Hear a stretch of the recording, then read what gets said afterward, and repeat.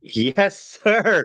Welcome to the ManOn2nd YouTube channel. I'm very excited to launch what's next with the direction that we are going with this channel, and very excited. And as you could see, our guests can see, uh, this is a big time for ManOn2nd and growing this baseball channel on YouTube and other platforms eventually. I'm bringing in Todd Hollandsworth.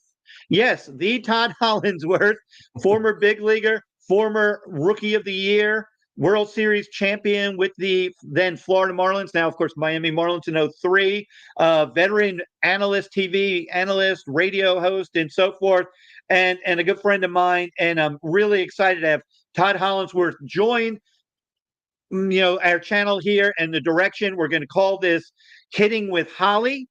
Uh, and we're going to, pick on Holly's experiences. And grassroots is our lane right now, everyone. And we want to really do our best to, educate and inform the next generation. My background, I have 40 years in professional journalism, 20 plus covering Major League Baseball. Last couple of years, really diving deeply into the amateur side. So with my media contacts, Holly's contacts and experiences in the big leagues, we think we're going to establish a really strong partnership. Todd Hollandsworth, my friend, welcome. And I'm glad to be partnering with you. Well, I couldn't be any more happy than to be with you, Joe. Your experience, your friendship, your kindness. I mean, your heart for the youth of America when it comes to the game of baseball has been amazing. It's where we kind of found each other again a few years ago. Was at a high school baseball game. There's my guy Joe Fasaro over there, and so exactly where my heart is, and I certainly know where yours is. And I think that's the key ingredient here is that we care about kids. We certainly care about their future in the game of baseball, and that's what I feel like is it's my turn to give back. It's my turn to start speaking what I'm seeing out there, and not always positive, not always negative, but somewhere in between. But kind of getting kids moving in the right direction. I feel like kids right now are really just thinking there's this system that's in place. I have to play by this system. I have to abide by this system, even if I want my summers to look anything like anybody else's summer. I've got to travel all over the country, going to all these tournaments, yet I'm not really getting a ton of instruction. I'm not understanding why my swing's not working. Why am I late on the fastball? Why am I struggling to identify pitches?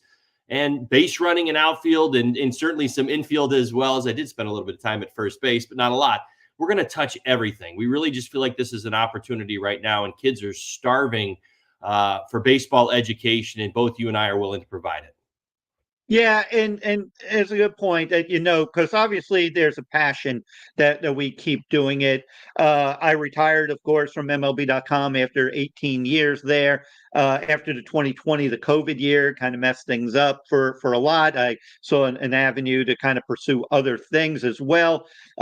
Holly, you obviously a broadcaster more recently with the Marlins. When that ended, you're still a baseball guy and a baseball dad with sons in the game, and that's kind of the fun. And just full disclosure for our audience, we are based in Broward County, Florida, the Fort Lauderdale area, and we're on the South Florida baseball scene, and it is really second to none in the country. And Holly's son is a player. His oldest son's played, but his son currently is playing high school ball. So we have a connection. We are boots on the ground people, and so we're speaking from authority, expertise, and we're bringing our experiences and hopefully molding the next generation. That's why these podcasts are now going to be part of the channel, which is going to include all the video highlights. We're going to still do that. We're going to do instructional videos. Holly and I, we're going to go out in the field. He's going to bring his boys and maybe some players along. We're going to bring the tips right there, and we're going to have a lot of footage, and it's going to be fun. Holly, let's kind of give people a little bit of a kind of what we're going to provide. Let's kind of talk about what these podcasts can do, and let's just kind of take a hitting 101, if you will, Sure. approach to our players that are either just starting or high school, college, that need this instruction or just direction. Let's take them through where you kind of see what we're going to be doing and some of the most basic of basics. Well, and really, when you get down to the basics of hitting, I've always been a firm believer that your best teacher is yourself, and that's what I think so many of these kids are struggling with today. I see it on their faces. I, throw tons of batting practice to the youth here in South Florida. I see sometimes that puzzled look of, what's going on. And I think that we've our culture's fallen into it. Our kids, our baseball players have fallen into this position where they're constantly looking for the answers, and they may not even be asking the same questions, but they go to YouTube, they go to, all these hitting gurus and all these guys who are out there telling them this is the way to do it. I mean, the first thing that I would tell any young hitter is that's the answer is actually very vague. The question you have to ask yourself is, what kind of hitter do you want to be? What kind of player do you want to be? How tall are you? How big are you? How much bat speed do you generate? I mean, we can teach a lot of things that can improve these areas of your game. But the truth of this game, the truth of hitting, is who do you want to be? Who makes you happy on the inside? Who makes you, when you go to sleep at night, I love this game. I love to hit, and I love that swing I had in my third at bat, and I want to do that again. How do we replicate that? How do we work on that? How do we get better at that? Because, let's be honest, when you're around the game of Major League Baseball, you understand that there are answers for everybody, and all the answers and a lot of the questions are the same, but the answers are different. And that's the problem that I think so many young kids are running into today, is that they're asking this question and they think the answer is Aaron Judge, or they ask the question and they think the answer might be Jose Altuve, or they ask the question, or it might be an Evan Carter, or it might, some of these younger players that are coming in. But the truth of the matter is, and one of the key ingredients that I learned about myself, and a hitting coach told me this once, and it has stayed. Reggie Smith told it to me when I was with the Los Angeles Dodgers. Holly, you got to put your head on your pillow at night. You got to be happy with who you are, regardless of what the rest of us tell you, regardless of what we think your swing's doing. Yeah, we may be able to help a little bit of here, a little bit there, but you have to be happy with who you are and who you want to be in this game and what drives you to be better at it. So that's number one, the key ingredient. So some of these basics, which we're going to get into talking about balance in our swing, keeping the bat level through the strike zone, looking for line drives. I've always been a firm believer. I kind of say it this way. I'll throw it out. You're probably going to hear me say it a bunch more this summer, is that you kind of earn the right to tinker with your swing. So, you watch these kids today, they kind of like gravitate to some of these instructors and say, we're dropping our back shoulder, we're trying to lift, we're trying to get more elevation on the ball, we're trying to do all of these things. But let's figure out how to square up the baseball first. Let's figure out how to be the best line drive hitter on your team, your 12U team, your 15U team, all the way up. I mean, that's the reality. We were always taught that hitting was something that you got, you worked at. Line drives, gap to gap, on base all the time, getting hits, playing the game, loving the game. And as you started to do that more consistently, then you kind of earned the right to start tinkering a little bit. And you say, oh, you know what? I feel like I have a little bit more power in me. I'm driving the ball into the gaps. The ball's really coming off. Great exit velocity, lots of line drives. Things are working in my favor. Now I can start to maybe develop some of these advanced techniques that might help me a little bit as far as maybe my launch angle or applying that to what I've already got as a firm foundation. But the truth of the matter is, I think so many kids today, Joe, are in a position where they're wanting step 10, but they're not willing to go through steps 1 through 9 to get to step 10. And understanding that process is time consuming. It's effort, it's practice, it's a lot of things. But once you kind of earn the right to get there, you'll realize how good you can ultimately be. Baseball players come in all shapes and sizes and are defined in all different ways. And that's the glory of this game. That is the joy of this game. You don't have to be what you feel like, right? 6'6" and above to play in the NBA, right? Football players, you got to be big and strong, and you've got to have all of these predetermined things that make you who you are, that get you involved in that game. But the game of baseball, you got guys who are 5'5" and guys who are 6'6" who dominate the major league level. What does that tell you about our sport? There's different key ingredients to each of us that gets us to the level that we ultimately want to go. Holly, what advice do you give to young players? Because I've seen players that, have a really good year, 1 year, and then they feel they got to be someone else the next Oh, year. They have to, reinvent themselves. So they're either over trying and creating more problems when they're not just letting their development come incrementally or naturally. They're almost trying to reinvent themselves on a yearly basis. right. It is a great question, Joe, and I love that we're kind of trying to answer it here in our first episode together. A lot of things run through my mind when we hear that. I go back to my own career. I was the 1996 National League Rookie of the Year for the Los Angeles Dodgers. What an honor that was to be with the organization that's known for Rookies of the Year, to actually be part of that. Well, the interesting story is that people remember 96, but nobody remembers 97 because I didn't do a darn thing on the field in 97. I had convinced myself through words that had been spoken to me, even from the organization, about expectations moving into the following season. And in 96, I was hitting at the bottom of the lineup or the top of the lineup. And I was a slasher, and what I mean by that is I was a guy that was line to line, gap to gap, lots of doubles, a few homers here and there, could steal bases, played good outfield defense, and kind of just brought what I would hope they viewed me as consistent. And that's ultimately what I was. And I found joy in that. I was just trying to get my feet down in the big leagues. And I felt like I had a pretty decent season doing it. But the following year, and of course I was hanging out with all these big guys, Raul Mondesi's and Mike Piazza's and Eric Karros's. And here I was trying to go from hitting 12 home runs to hitting 30 home runs. And I hadn't even hit 20 home runs in the minor leagues. And it was like I was kind of buying into this process or this journey of what was being fed into my ears.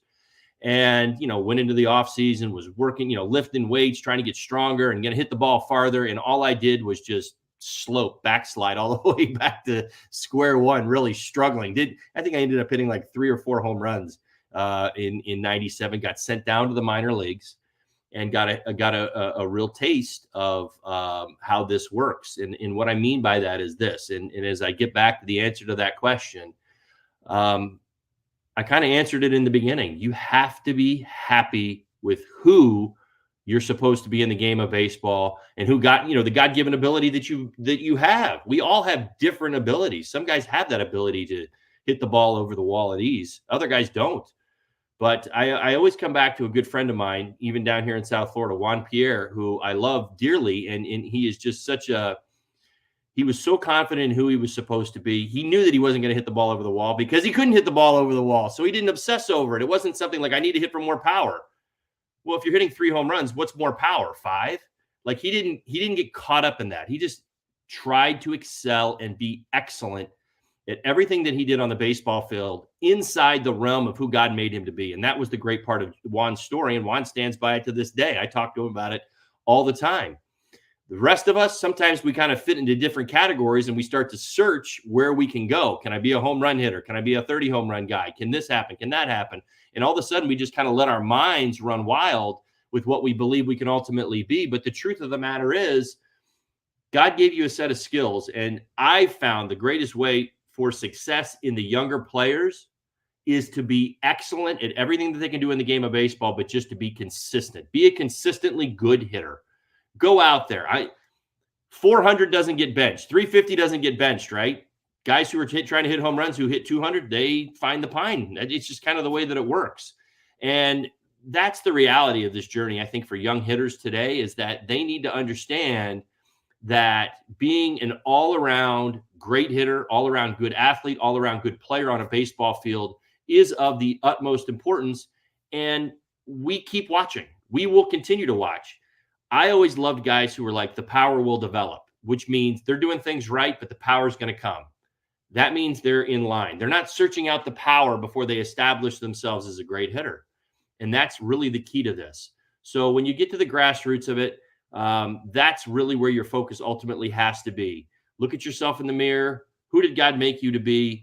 Are you skinny? Are you 125 pounds soaking wet? You don't maybe generate the most amount of power. How do I, develop line drive power to my off field? How can I be successful consistently at this game?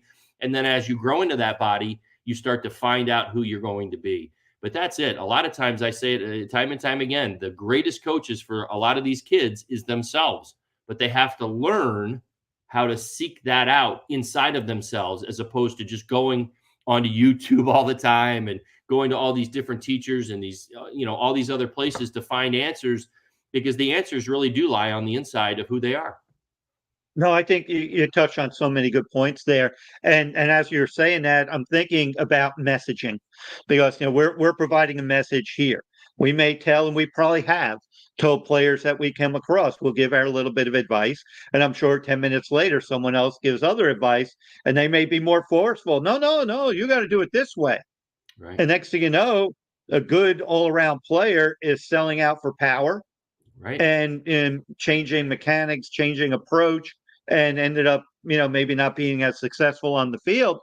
And instead of, who do you want to trust? Obviously, you got to find, and I feel that way. I mean, uh, I'm thinking of my own experiences with my son when he was pitching at the youth level, and he was pitching and doing well, and someone's like, no, you gotta, because he was more of a little slinger from the little arm slot there. No, you gotta be more over top. The next thing you know, he's doing that. He lost movement. He ended up getting hurt. It was these things that go on that you have to. So my little advice here is find out who you want to trust, who you will listen to. Obviously, you're going to have to listen to your coach at whatever, whether it's your travel team or your high school team or whatever, because that's the coach you have to communicate with to assess the relationship you're building. But you're also going to have some sort of foundational, building blocks of who you are. Like when you bring up Juan Pierre, and of all the, more than 20 years covering the big leagues, I don't think I've covered a player that knew his game more than Juan Pierre. Right. Obviously, Giancarlo Stanton knew his game. Hit the ball far and hard and drive in runs and, be a force. And obviously Miguel Cabrera knew his game when we saw young Miguel Cabrera, just an amazing all-around hitter. Juan Pierre needed to outwork everyone. He needed to maintain his speed. He needed to maintain that speed was a huge part of his game, be a disruptor. And he knew he couldn't throw with arm strength. So he knew he had to cover ground and to try to minimize the reliance of his arm by making running down balls so the guys wouldn't run down, deferring on balls in the gap, probably to you and others to make the throw, instead of him taking charge there, just little things like that. Right. But Juan Pierre knew his game. And I see, smaller players, trying to hit for power at a high school level. Right. And I'm like, you might get away with a little bit in high school because your team might be better and you may be better. But if you're going on to college and above, that's going to catch up with you. Oh, there's no doubt. You brought up Giancarlo Stanton, and we'll use him as an example of really what I'm kind of getting at in maybe some of the different ways that we can approach hitting, and we really should approach hitting. I was broadcasting for the Marlins in 2017, and I remember Giancarlo Stanton was really kind of searching for his way at the plate. And he made an adjustment, which was very unique to the Major League game. You don't see too many guys. The only guy that really comes to my mind, if my memory serves me correctly, was George Hendricks used to do it. Maybe some Bake McBride. I'm throwing some guys. I'm throwing some names from the Wayback Machine, but these are guys that I watched growing up. And the reason I mentioned that is they had a very closed stance. And of course, the one thing that you and I both know about Giancarlo Stanton is Giancarlo is incredibly strong. I mean, he is stronger than just about anybody in the game. Every year he comes out with the highest exit velocity off the bat. At some point, he usually has 7 of the top 10. This is his gift. This is what he does. He knows how to, when he squares up a baseball, it's coming off loud and it's coming off hard and fast. And he made that adjustment to his swing. He had been hit in the face. I believe it was the year before, prior to, or the one before that in Milwaukee. Yeah, and so he'd kind of been struggling with some. I'll use the word. He was tentative. Just wasn't really sure. Certain. He had an anxiety that kind of had developed because of being hit in the face. And I certainly understood it and talked to him about it. Back in 2017 about making this adjustment. And of course, he went with the helmet that had the guard. And what he wanted to do was he wanted to get off the plate. He wanted to give himself some space on the inside part of the plate. Of course, he's a big, strong guy, and he understood that. But he also understood that by moving off the plate, that he was also moving away from the outside corner. And of course, what do we know in Major League Baseball? When you have power like Giancarlo Stanton, 75% of the pitches you see anyway are going to be on the outside part of the plate. They don't want him getting his arms extended. But what the adjustment that he made was, and again, this was only for Giancarlo Stanton. And the reason I mention it now is what we're going to get into this throughout the year is how we make adjustments and understand ourselves, understand our swings. He closed off his stance, which I remember, vividly remember, people around Major League Baseball questioning the process, questioning this will never work. This is not going to make sense. This is never going to produce. Well, the one thing that we knew about Giancarlo is that he's got power to all fields. And by closing off his front shoulder and closing off his stance, yes, he lengthened his swing a little bit, but he also gave himself space at home plate. And there was certainty there. And the one thing that I speak to, and when I speak to all the kids who are out there now watching, this video, is the one thing that was key to this whole process for Giancarlo wasn't just the adjustment to the swing or getting himself into a better position. His confidence went through the roof.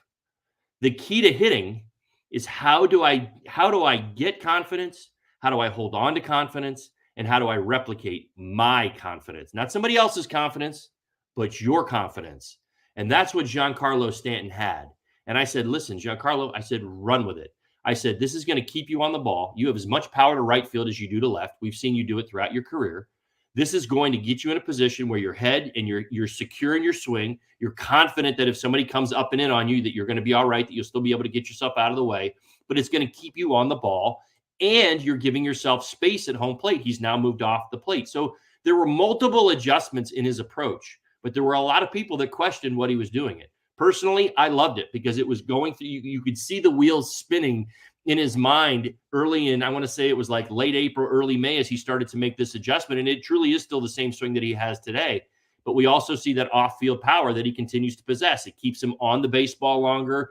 He trusts what he's doing. Joe, that is truly the answer to the question that everybody's searching for. There's different ways to get to it, but we're all searching for the same thing. We're searching for that confidence, that me confidence that I have in what I'm doing. The worst thing any hitter will ever tell you when they're going through a slump, I have no confidence. I don't trust what I'm doing. And so we try to process it out. But the reality is that most of what's going on is going on between our ears. We're not necessarily feeding ourselves with good thoughts. We're feeding ourselves with, well, I'm 2 for my last 21 with 10 strikeouts. Well, that negative thought is just feeding what's going on and what you're not seeing and what you're not getting as far as the results are concerned. But once those results started to really pop for Giancarlo, what did it turn itself into? A National League MVP award. And he rode that season, the best season that he's had to date. I mean, he was on it all season long. But I always remember the days when he made those adjustments where he was kind of a guy who had a little bit more of an open stance. He went completely the other way. I mean, he closed it off, and he closed it off by a good 6-7 inches. And it was almost like, all right, this isn't working, so I'm going to do the exact opposite of what I've been doing up into this point. And all of a sudden you could see it. I remember he lined a home run over the right field wall, and it was just so free and easy. And it was a ball that was down the middle of the plate. But he understood that he had more time. He was seeing the ball well, and he trusted what was going on.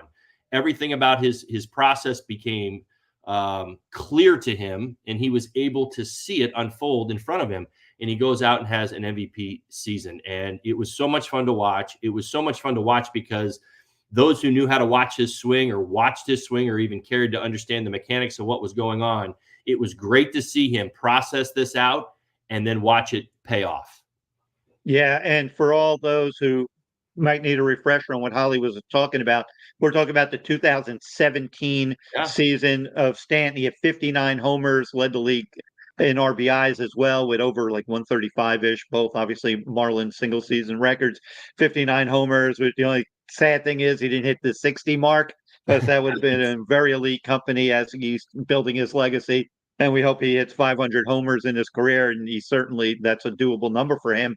But Holly, before we kind of get out of here, because we could talk about this stuff all day, how much do you think the dynamic of that the player where you had the beast, the big force in the lineup like Stanton, who could hit 60 homers, when the lead hitting second behind a leadoff guy who may have hit 1 homer or 2 homers in D. Gordon, who is like a 60 stolen base guy right.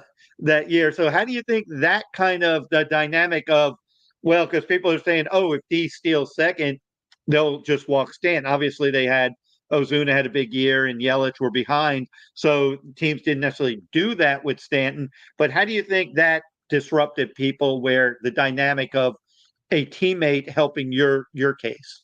Well, and that's how teams work. You love to see it. There was a time and a place, and I remember as it played out, that's exactly what you wanted to see. It doesn't mean that because a young slugger in the middle of your lineups having this incredible season, and it's unfortunate. You do see it an awful lot in the game today, where we get this stationary game of let's let the guy hopefully hit a home run in the next at bat. So every time you get to first base, we've got to stop. I'm not a firm believer in that. I never have been. The few lineups that I played in that were just successful top to bottom, one of them being our 03 team, that was kind of the gift that we had, was that we had, Juan Pierre at the top. We had Luis Castillo hitting second. And we had a lot of things going on all over the lineup. But the answer to that question is, in terms of coaches, you got to stay aggressive. And here's the deal. If you're going to walk Giancarlo Stanton every time that D Gordon steals second base, I got two guys on for my next guy coming up. And that's the whole point. So you want to stay aggressive. You want to be aggressive. That's the nature of this game. I think it's so interesting. You watch the collective nature of the game of baseball and how it works. And I'll speak to what I'm even seeing right now, Joe, in the game of baseball. And last year, the Atlanta Braves were one of the most incredible offensive teams that I have seen in my lifetime. Top to bottom in the lineup, it felt like every guy in the lineup had an OPS over 800. These guys were just playing well together. They were running the bases. Acuna's winning MVPs, and all these things are happening all over the lineup, right? They just looked unstoppable, and they were all season long. And interestingly enough, this year, collectively, for the most part, minus Ozuna, because Ozuna's having a great year. But you look at the lineup, and it's like they're all struggling just a little bit. What does that tell you? People say to me, like when we, on the major league level, I used to think this all the time. We've got this young player who we know is a really good player, right? And he just seems to be struggling.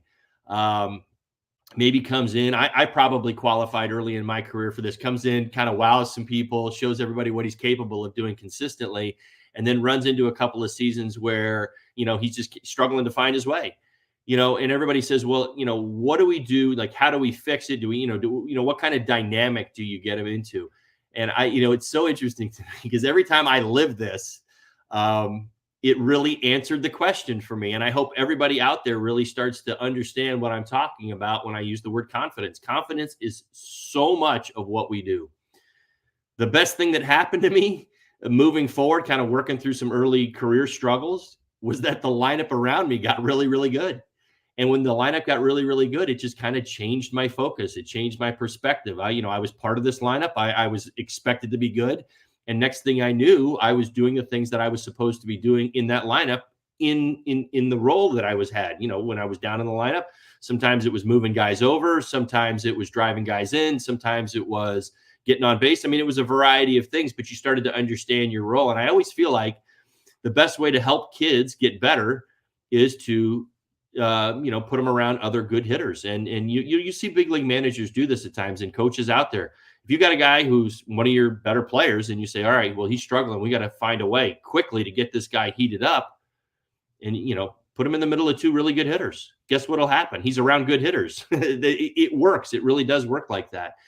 And that confidence just kind of spreads like wildfire. And that's what every good manager is searching for at the beginning of the season, is to get their guys moving in the right direction. And to my point on the Atlanta Braves, it's almost like they're so good at being collective. They're collectively struggling this year. They're not nearly the same offensive forces they were last year, when they were one of the greatest offensive forces that we had seen probably in baseball history, as far as an entire lineup producing runs last year. And here they are struggling at a completely different level. But it explains an awful lot of how really this system works.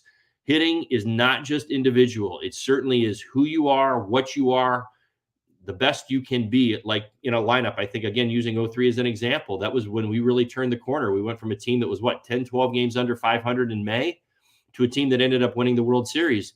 we all just accepted our roles. We called up Miguel Cabrera. I accepted the role as the fourth outfielder. We kind of just started to kind of flow in a different way, and everybody just understood their role. And once everybody did, I used to say this all the time. It was interesting. I felt like every guy in our lineup had a sacrifice bunt at one time. And I don't say that like, okay, well, what's up with sacrifice bunting? No, it's just the me second mentality, not the me first mentality. And that's when we got really good, was when we were really willing to sacrifice for each other for the greater good of the team. And in this game today, that is very hard. I think that a lot of kids wrestle with that because they think that they've got to market themselves, sell themselves individually as opposed to collectively, because collectively in youth baseball, that message is kind of getting watered down because our kids are just traveling all over the place. But the truth of the matter is, at some point, you're going to take a step forward if you're good enough, and you're going to be expected to, function in a team concept, which is basically college baseball or even high school baseball if you're in the right places. And you're going to be expected to play, a team game that is played in an individual format. No, that's some great stuff. And those are topics we're going to kind of tackle more in depth in future episodes as we were talking about hitting in the collective. That's probably one thing we'll dive into right there, because I got it in my own theories, and you could probably say if they're right or wrong, but it gets to the point of guys trying to do too much. But we won't get into that just now, because we're kind of pushed for time on this one. This is our introductory show. We encourage. There's a comment section. Ask comments. We'll answer your questions. Todd Hollandsworth is here we're here to instruct, we're here to inform, and we're here to enlighten and just give our takes on the entire state of baseball. And this Hitting with Holly show, I think, is going to really be a smash hit for us as we grow the channel. Holly, any last thoughts before we get out of here? Well, again, guys, I just want to say, Joe, great to be with you. I'm so excited for where I believe this can go. My goal, my hope, I know that you and I share this together, is that we can humbly help you guys get better at the game of baseball. We want you guys to love this game of baseball. We want you to understand the game of baseball.